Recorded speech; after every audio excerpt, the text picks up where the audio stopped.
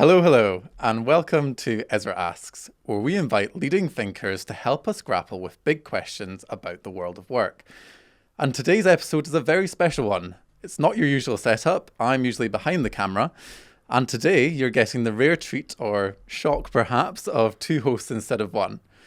I'm Lewis Baird, Principal Behavioural Scientist at EZRA, and with me today is Ollie Bogue, our Diversity and Talent Acquisition Manager. Thanks, Lewis. Yes, we're doubling up on hosting duties today, so expect a mix of perspectives and the odd segue or two. Yeah, for sure. Ollie and I are really privileged to work closely together actually on EZRA's own DEI initiatives, so this is a conversation close to both of our hearts. Today, we're asking a really great question, which is belonging versus backlash. What's the real cost of getting inclusion right? And this is one of those conversations that's really fascinating, but also incredibly important and timely. Here in the UK, we're seeing, renewed conversations about workplace culture and belonging. But in different regions, organisations are navigating both heightened expectations and growing scepticism. We'll explore how leaders can foster genuine inclusion when the topic is both celebrated and scrutinised, how to balance those values with pragmatism, and why inclusion is a real driver of performance. Joining us for this conversation is Simon Blake. Simon is the CEO of Stonewall, and he's spent his career at the intersection of health, advocacy, and organisational change. He's worked with leaders across sectors to really embed inclusion as a lived reality, and not just a corporate slogan. So Simon, welcome to EZRA Asks. Maybe start by telling us a bit more about what you do and why this particular moment and this tension between belonging and backlash is such an interesting topic right now. Sure. So I'm Chief Executive of Stonewall, which is the LGBT charity in the UK. We've been around for about 36 years and have been involved really in most of the progress and developments around LGBT equality. We were originally set up to repeal Section 28, which is about legislation which impacted on the teaching about homosexuality in schools. So we're in an interesting time, aren't we? It's a moment where there are so many areas where things are getting polarised, increasingly polarised, and the same is true around LGBT issues. And I guess what we've got to do is find a way to keep making progress. That we know that progress has always been 2 steps forward, 1 step back, but there is a particular bit which is going on in different countries around the world, legislation, challenges and tensions around different rights, and our job has to be finding a way to navigate our way through that so that everybody's rights, protections, freedoms are upheld. And I guess the challenge that we have at the moment is it feels like it's about winning, one person losing, one person winning, one side winning, one side losing. Whereas actually we know that if you're really going to make progress so that everybody can live freely, openly, with dignity and respect, we've got to find ways to accommodate different views. There is no one way of being, thinking, believing. And so many nice points, and we'll dive into some of those topics that you've already started to pick out. But before we get into some of those perhaps heavier topics, Ollie, do you want to run through some quick energizers for Simon? Yeah, so we want to get to know you a little bit better, Simon, and loosen up before we dive into the deep stuff. So first of all, here at EZRA, we believe that coaching helps people unlock their superpower. So we'd love to know, what's your superpower? I guess if I had one, it would probably be if it's on the list, it gets done. So I'm very, very good. Friends will talk about going to the house and seeing lists on envelopes, lists on the back of things. If it's on the list, it will get done. Amazing. I love that. I'm going to start doing that too. And now we're going to do an EZRA Ask Classic, which is the quick fire round. So we're going to ask you some either or questions. Don't think about them too much. We want your instinctive answers, okay? Feeling nervous. Yeah. There's always a right and wrong, whenever anyone says. No. So first of all, a Friday night in, is it a good book or a good film? Good book. Okay. When you're making decisions, is it data or instinct? Instinct. That was instinctive, wasn't it? And are you a morning person or a night owl? Morning. Morning, opposite to me. I'm a night owl. And for the most For motivation, is it a rousing keynote or a one-to-one conversation? One-to-one conversation every time. Right answer, considering we're a coaching company. And then we've got the most important question to the end. Brittany or Christina? Ooh, I would have said Brittany, but I went to see her. Christina. Okay, there we go. It's going to be polarizing, that one. The most controversial thing we'll talk about. Yeah, probably. I'm also the wrong generation for either of those, really. Come on, I'm a bit old for those. What's your main Would have been Whitney and Madonna. Whitney and Madonna. Okay, right, there we go. Now we've got that important stuff out of the way. We're going to dig a little bit deeper into the conversation here. So from your work, from advocacy through to health, you've seen inclusion play out in lots of different ways, I'm sure. I'd love to understand, like, as an overview, like what you've seen work, what you've seen those great ideas that have really stuck, and maybe what hasn't worked quite so well. So I spent most of my life working with children and young people as part of the day job, and then as part of my wider work, working across all ages. And the key thing, which I think primary schools did very well around inclusion, was they made it about people. And so it wasn't about particular characteristics. It wasn't about where somebody lived. It wasn't about any of those sorts of things. It was very much about, you're a person, you're talented, you're special, you need to feel like you belong here. And I don't know that we've managed to do that quite as well in workplaces and even in secondary schools. Actually, it often becomes we have to find ways, don't we, to organise life and to organise the way that we think about things.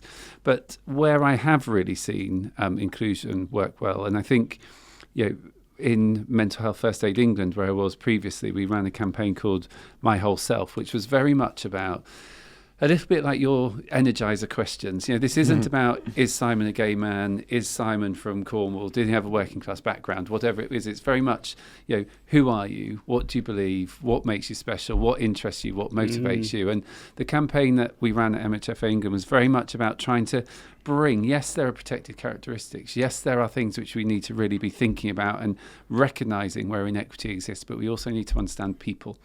And that's what inclusion really is at the heart of it. And so, when we were talking earlier about polarization, lots of that is because people will say this is more important than this. But if we actually bring our whole personality into the conversation about inclusion, who are we? What do we want people to feel? How do we want them to be and to be able to participate in this space? Then we've got a better chance of everybody feeling like they're included. Yeah, 100%. And we're all made up of multiple facets, right? And we're not just that one thing, like we were saying. And I think, if you can embrace all of those things and be your unique self, you can definitely be able to utilize that as well. It's so easy to get stuck on those most obvious characteristics as well. And it's one of the topics we'll touch on is around, this idea of identity-specific initiatives, which organizations quite often do, versus those more holistic across a whole population. So we'll dive into that. We're definitely in a time where, bold commitments to inclusion can really inspire and unite, but there's also that resistance and division that we've touched on.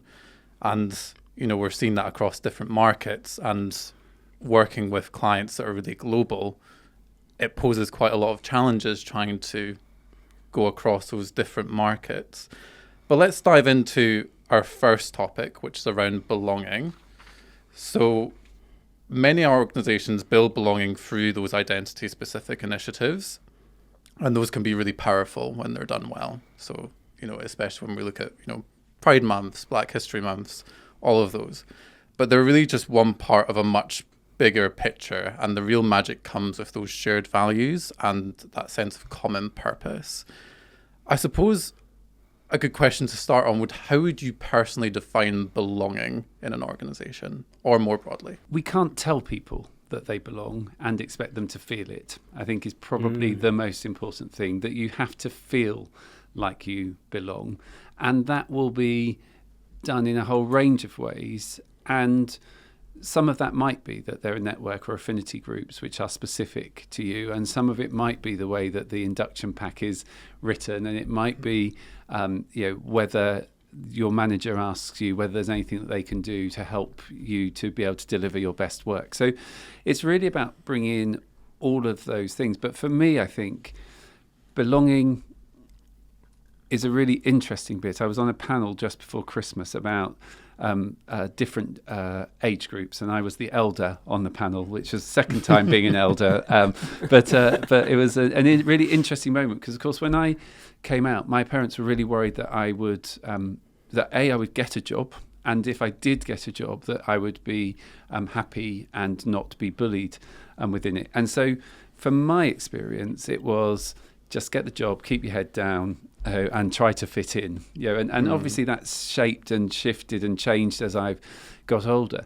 But there were four different. So I was in the 50s, there's some in the 40s, 30s, and 20s. And by the time we got to talking to the person in their 20s, that I want to know on day one that I'm going to be valued, trusted, respected, that my identity is going to be absolutely fine. And so as we go to 5 generations in the workplace, which is the first time that we've had that, we've also got people like me and older who've got different expectations, and so belonging will feel very different than somebody who's younger. And then you've got variations within that. The generations is just obviously one way of organising it. So the most important bit is that people do belong, but that they also feel like they belong. And how you do that will obviously rely on asking people. It will rely on people being able to feedback directly and anonymously through self-engagement surveys, and creating that culture in which, yes, leadership send a signal that they belong. Yes, teams create feelings of belonging, but that all of us within a workplace feel as though it's our responsibility. And there's so much emphasis that's put on leadership, and that's critical. Absolutely believe that. But it's also critical that every single one of us knows that we have a responsibility to make sure that we contribute to a culture in which people feel like they belong. That multi-generational workforce point is a really interesting one, and seeing how people's perspectives and understanding as well of diversity, equity, inclusion, belonging, and how we define those. It's really interesting. You touched on leadership sending a signal specifically. So if you're advising a leader, be it more generally or also HR people leaders which listen to this podcast, how would you advise them on striking that balance, I suppose, between those identity specific initiatives and those more universal initiatives? I probably would say the idea of balance often doesn't get us very far when it comes to inclusion. That there isn't an either or here. It's not a seesaw. It's what is the mix that is needed in order to enable us to create the environment where everybody feels like they're included. And when you talk about diversity, equity, and inclusion, the thing then I feel as though something, it can often feel like it's about initiatives, whereas when you're talking about belonging, it has to be about culture. Now, your initiatives are obviously going to drive your culture, but when it comes to all of this, like, how do you make sure that everybody feels like they belong? We will often talk about, for example, reasonable adjustments. Now, the idea that an adjustment may or may not be reasonable in order to help somebody to participate is actually relatively dehumanising. You can see why it's in legislation, but how do you bring that to life in an organisation? Much better to be saying we want everybody to be able to succeed and do their best here. What can we do in order to try to make sure that is a reality? And what's good for any one marginalised group applied across a business will also tend to help build a positive culture. And that isn't about doing the same for everyone, but having in place that principle, which is we want everybody to be able to do their best. We want to ensure that everybody gets the same opportunities to thrive, and that will mean doing different things in order to enable them to do so. And it touches on that initial point that you had, which was around this feeling of taking away and adding on. And when you're looking at it from a more holistic perspective, how do I make sure everyone is feeling included and like they belong, then that's the best place to start. But yeah, I mean, it feeds into the next topic we wanted to cover, which is around how you make cultures feel inclusive and not just look it. Like, there's one thing having a glossy diversity statement on your website, and there's another thing like knowing that your employees are feeling included.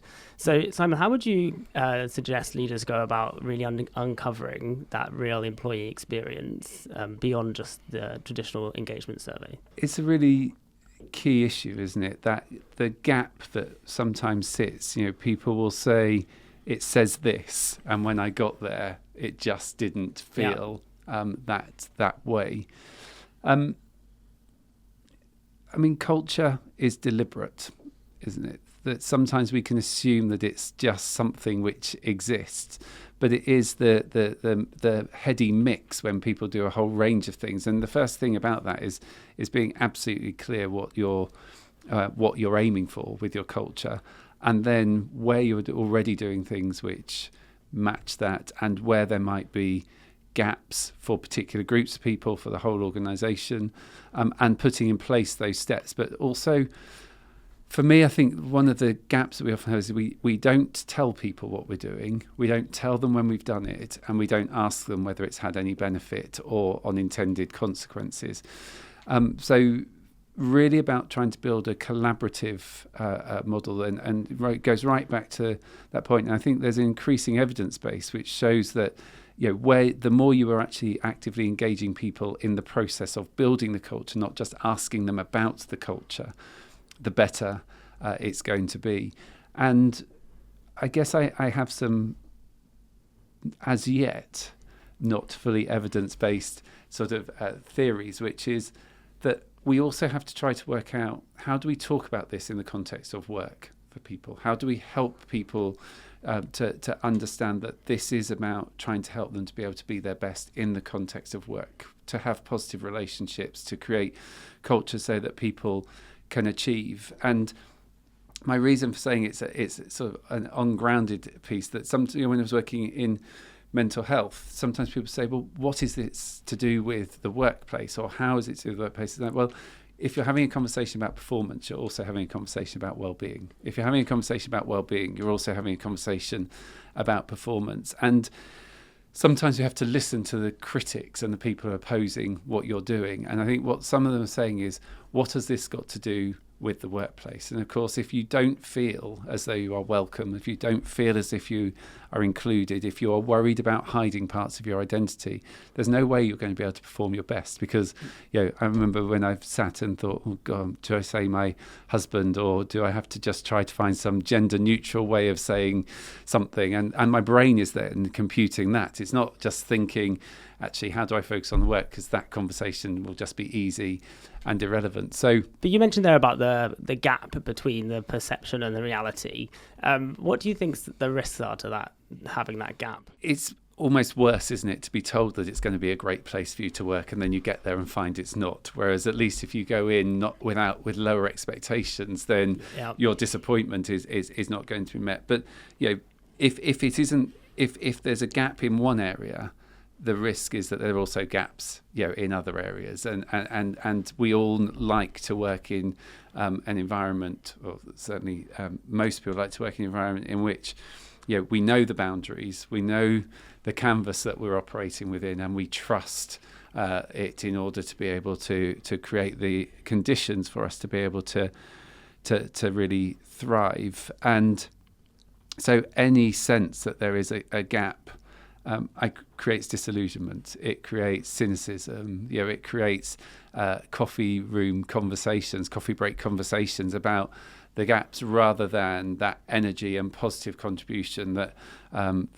we all need to make in order for businesses to be able to thrive. Yeah, 100%.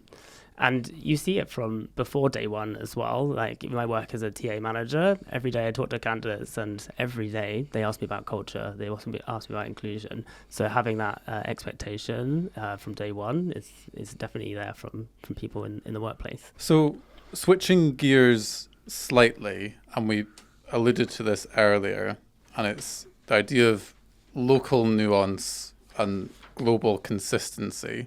So obviously, we know that there's a lot of discourse in different regions around DEI initiatives and how it shows up, how we prioritize them. And I suppose working with these global enterprise organizations, you have to walk that tightrope almost of how do I ensure that we're staying committed to these things as an organization and looking after our employees, but also bearing in mind, things that you mentioned, like laws, policies, is my organization in danger if I, speak out about this? And I remember doing work with organizations like that and working with regional HR teams, and just the complexity is sometimes almost overwhelming. And I think people don't necessarily have that understanding of localizations more than just translation and understanding a bit of the nuance. It's actually, how do we make sure that we are really living in their reality? So when you're sort of leading or working across regions, how do you decide what's non-negotiable and where to adapt? I wish I knew the answer. I reckon I'd be incredibly rich. But the one thing which has been consistent, whether you're working around health inequalities, whether you're working around social inequalities or areas where there's prejudice, discrimination, mental health, is about the honesty of that conversation and the willingness to really think about how you translate the core values of the business into the things that we do in each part of the company in order to try to live those values, and whether that is recognizing, for example, when it comes to LGBT issues where laws are different, and what does that then mean for if you have people traveling there, or you have people that are reposting there, and how do you help to engage with the reality of the context and culture that you're living in. And this again goes to that point, doesn't it, that so often we look to leaders to answer all of the questions, answer all the questions, and sometimes it's to ask the right questions and then to provide that framework. And every time that I've seen this done well, whatever the issue, is about the openness and the honesty, and about the clarity that sometimes there are different expectations, and that doesn't mean that the business wants to compromise its values, but it has to find a way to work with those values and with those local contexts, and how that really shows up for different employees will be different. But recognizing the tensions rather than trying to paper over them has to be a core part of the engagement processes and strategies. And most of us are really able to engage where there is honesty. Where you can have much lower level of engagement and disconnection is where it feels as though something's being ignored or something's trying to be washed over. And sometimes it's just showing that you have those good intentions and sort of this idea of respectful inquiry, I suppose, and some of those key skills that you're alluding to, active listening, sort of openness, honesty, having clarity. Have you ever seen an example of maybe where that balance was handled well or maybe wasn't handled so well in terms of working across different regions? Any sort of stories or anecdotes? I can't remember the name of the organisation, but one of during COVID we were talking as part of an international webinar with the UN, with the LGBT UN piece, and one of the things that they were really clear about was about the additional support that people who may have been in a location for longer than they expected, which was a hostile location for LGBT people, or looking at where people were needing to be reposted, what support was available from within the organisation in the culture and context that they were operating in. And so I think there are lots of good examples of organisations that look at the package and look at the conversation. But the key principle that underpins all of that every single time is recognising the situation, recognising where there may be tensions, and then finding ways to talk about it, and having policies and approaches which really engage with the issue in a meaningful way.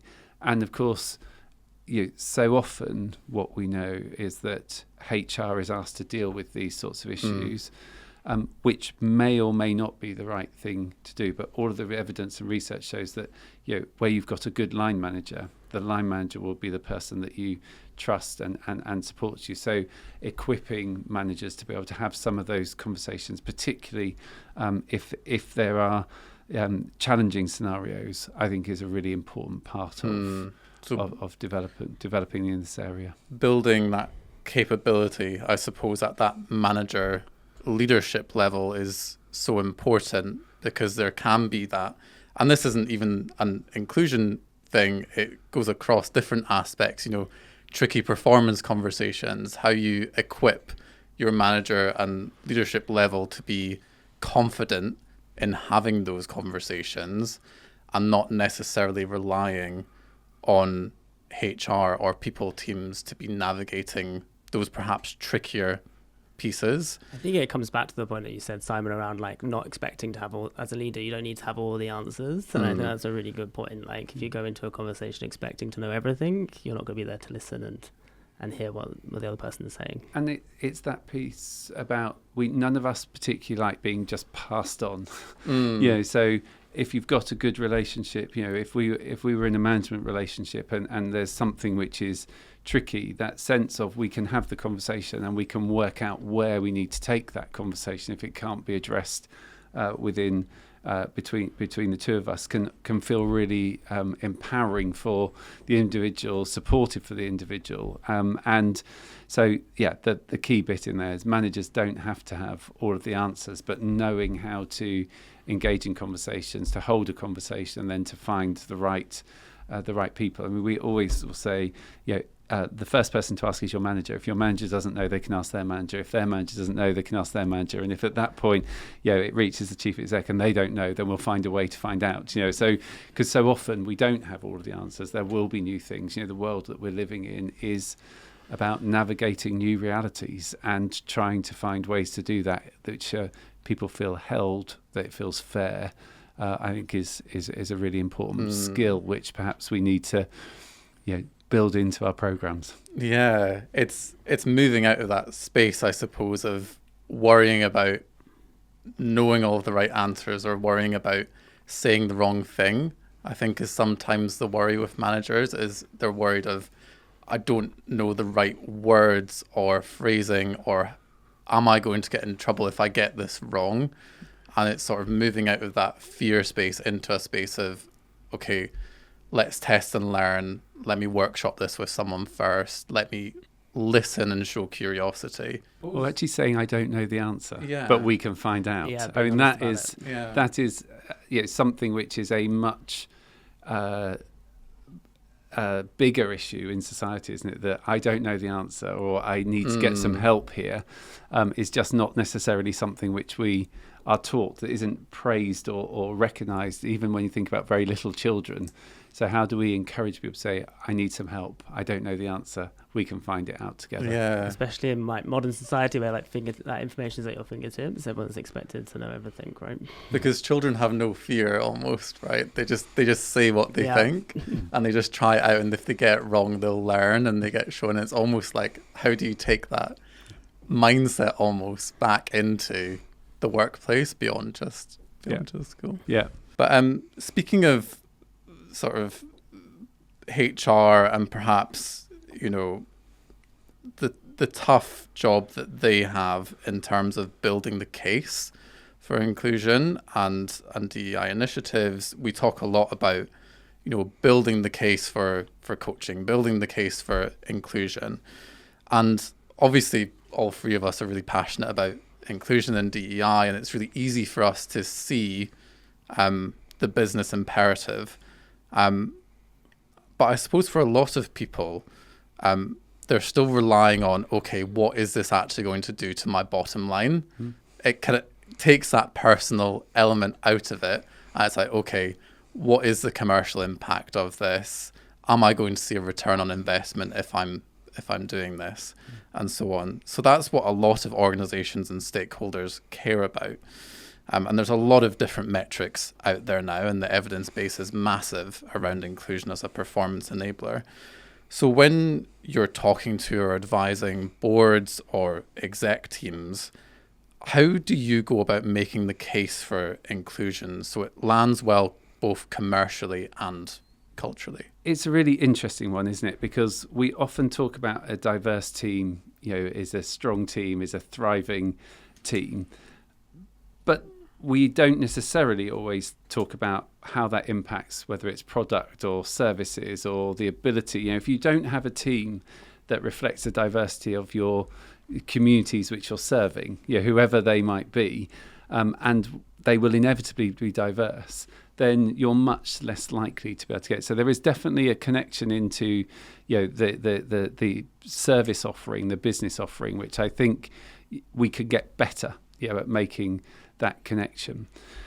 But equally, there are so many research reports which are, the impact of alcohol on business, the impact of violence on business, the impact of LGBT inclusion on business. What we haven't found yet is a way to say, we are all human, that humans coming into the workplace will bring with them all sorts of skills and attributes and characteristics, which if we can find a way to create workplaces which enable everybody to thrive, then we will have thriving businesses. And as often happens, we get it, do you have people in the office or not, rather than how do you get people to have really positive relationships so that they can contribute, and how do you use particular technology, or do you use another technology? Do people need to be working within core hours?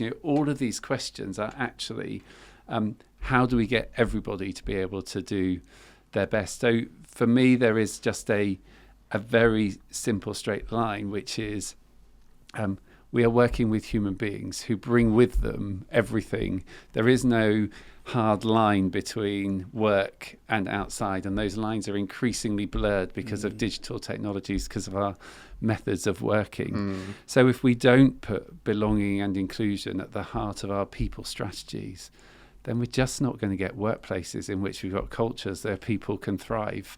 And I think everybody that you ask will say, since COVID, where relationships have not necessarily been as strong because people haven't been in the office, you often see things escalated into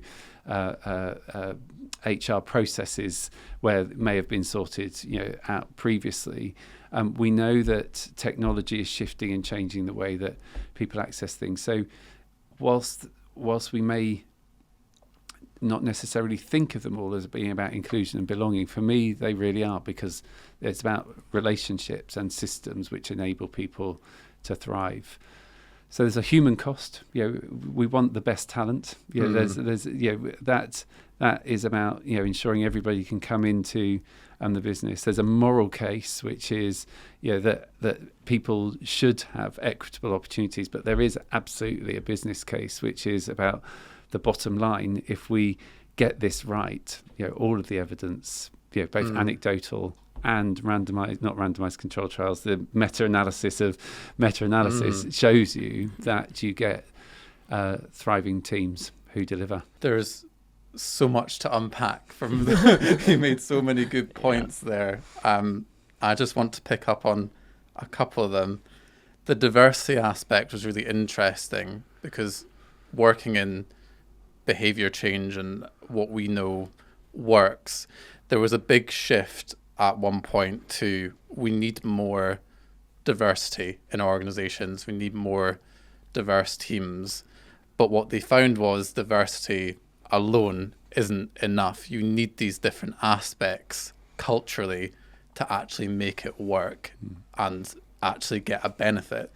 So there's loads of stats out there, but inclusion, belonging, and how you embed that is one of the key challenges. So how do you shift it in terms of people seeing DEI as this HR initiative? How do you shift it from that to something which is, this is the lived day-to-day leadership behaviours that we expect in our people? There was an interesting sort of period about a year or so ago where there was lots of news interest in whether LinkedIn was becoming a bit more like Twitter, and I was asked to make a comment. I thought it was a really interesting characterisation of it. But what LinkedIn, it felt to me, was doing was saying, these are my lived experiences, these are my realities, these are the things that you need to be able to understand if you're going to create cultures where, if I am neurodiverse, or if I'm disabled, or if I'm a working parent, or if I'm a person of colour. And so the leadership behaviour, the main one, and you talked about curiosity earlier, the main one has to be a belief that in being curious about our people, in understanding our people, it will add value into the mix. And so perhaps simplistically, but lots of us, if I had one thing, it would be to transform management and to make sure that management is really valued. And I've been a manager for a lot of years. It was only after I'd been a manager that I started getting training in being a manager. But even when I had training in being a manager, what nobody said is management takes time. That actually walking around and standing on the side of people's desk, or making sure that you've got 10 minutes at the beginning of a one-to-one to engage with them and connect with them, is an incredibly important part of it. And if we don't know the names of the people in our teams, if we don't know what makes them tick, then we've got very little chance of being able to create effective teams. And so that would be one thing. And then the second bit is about the honesty of conversations, that we so often feel awkward about conversations which actually, if we had them well, would enable us to really understand what was going on. So if over the last few years, both my mum and dad have died. And both times managers were able to say, what do you need now? But I was able to say, this is what I need. But if, as chief exec, you find what I need doesn't match what you need, then let's have that conversation. And because we had that up front, we were able to say it. When my brother died, I was also chief exec, but I was hopeless at making decisions. Couldn't really talk, but nobody knew me well enough or was willing to have the conversation about it. So for me, there's something about the quality of management, the ability of us to have conversations, and also to stop talking about disagreement or different views in the workplace as conflict. That in order to be able to manage workplaces in the same way that we do at home, we have to recognise that people have different views, that different views will enable us to be able to thrive, but only if we find a way to lean into them rather than try to either gloss over them, or the minute that two people have a different view, to say, oh, this is conflict at work, I don't like conflict, and try to settle that down. So I guess all the way through what we've been talking about here is, initiatives are really, really important. But actually, it's the heart, the beating heart of an organisation is the management, the quality of management, whether people have access to mentors or coaches, whether people recognise that part of their role is having effective relationships with other people in their team, that time is spent to build those teams and make sure we understand enough about each other. But it isn't, you understand all about me and then you have to adapt your value, that we all have to find a way to create an ecosystem in which diversity thrives and people thrive, and that drives business performance. It's such a nice point that it's actually in these day-to-day competencies and behaviours that we often look at from a performance perspective that actually will transfer themselves so well to being better at managing these sort of conflicts and tricky situations, better communication, better influencing styles, even sort of in how you're sort of innovation, all these things that organizations do actually prioritize, but maybe they don't realize that transference across.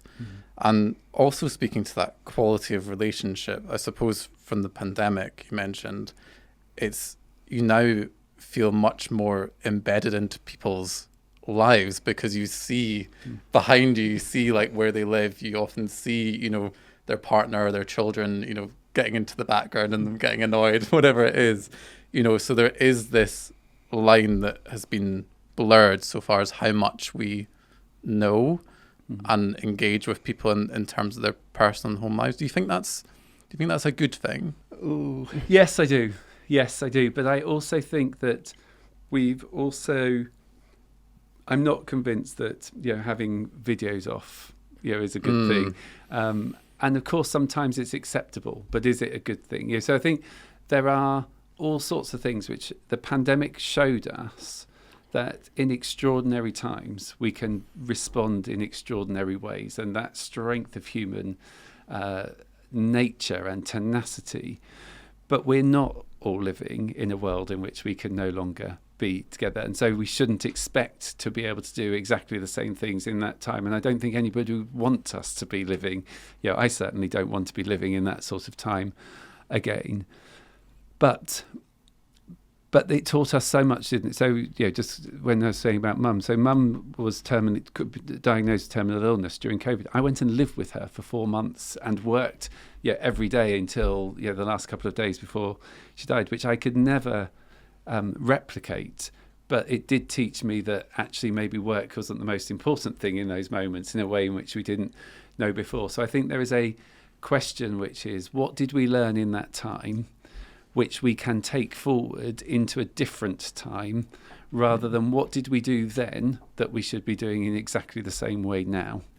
And they're slightly different questions, because the learning and what we take into this moment is important. We've got clients who were perfectly happy during COVID to have an online consultation, and sometimes I had conversations and stuff, said, but they were happy during COVID to do that. It's like, but they're our clients and they don't want to do that now. So we have to adapt into those environments. We can't just expect things to stay exactly the same. Yeah, and moving into a new time rather than being stuck, I suppose, in what worked during COVID. And that actually will link nicely to sort of a final topic, which is around this future of inclusion. So Ollie, do you want to? Yes, we wanted to get your take on what you think the next step for inclusion and belonging is. Obviously, over the last decade or so, there's been a lot of activity on this space, and that could lead to fatigue or even backlash. So would love to get your thoughts on what you think the next step looks like for successful inclusion strategies. I think the most important thing is to acknowledge just how far we've come in the last decade.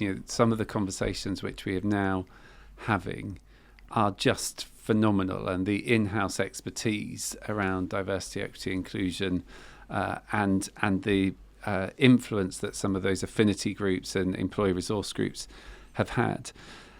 I guess as we look into the future, there are probably 3 things which I'd say are really important, which is, how do we hold absolute clarity about our organisational and business values, and ensure that within the operating of those values, that people can have different beliefs and different views and different values, and still be working for the good of everybody and within the whole organisation. Because otherwise it becomes about who is right and who is wrong. Right back to what we were talking about at the beginning, and I don't think that is helpful or necessary. We have to be able to all rub alongside each other and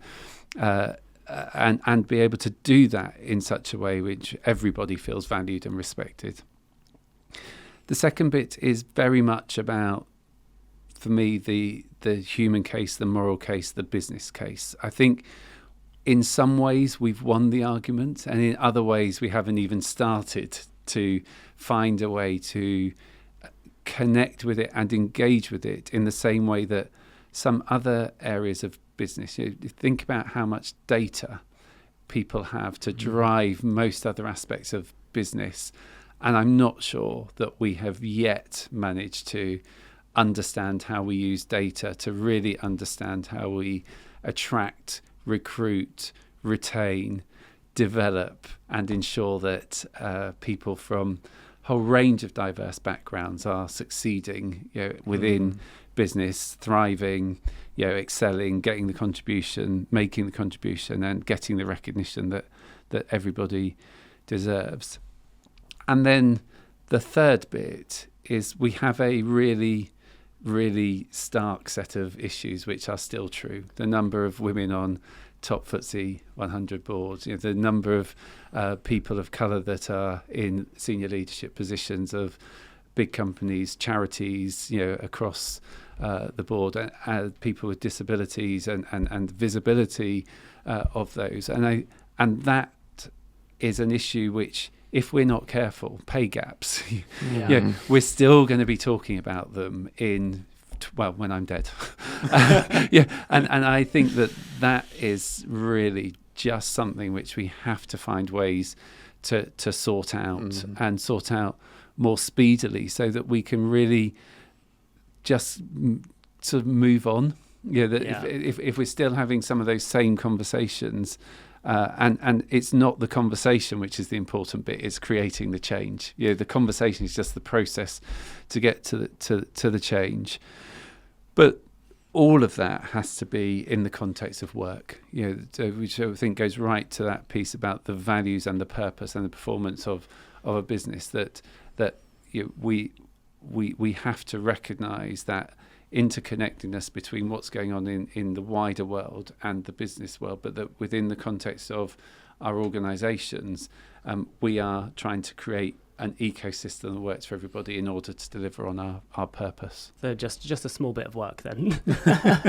And with that, like zooming out and all those pieces that you feel are important to work on, how would you tell companies to make sure they are keeping that momentum going? How do we continue to push this forward? I think the key bit for me is this isn't a should we be doing it, but how do we do it? Yeah. And we perhaps spend a little bit too much time sometimes in the should rather than the how.